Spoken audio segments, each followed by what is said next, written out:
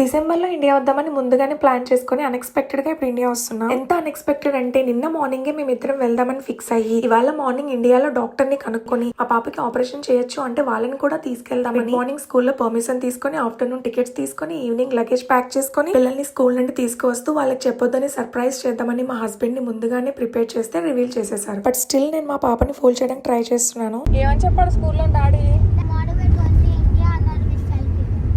Tomorrow కాదు 12th month లో వెళ్తామని చెప్పి పర్మిషన్ తీసుకోవడానికి వచ్చి ఇండియా వస్తున్నాను ఎవరు చెప్పారు అసలు? నువ్వు ఇండియా కాదు, Scotland. You are going to Scotland, not India. We are going to India. Wait, No. you are going to Dubai first, then India, then back home to school. No, I said no. I said yes. No. Listen first.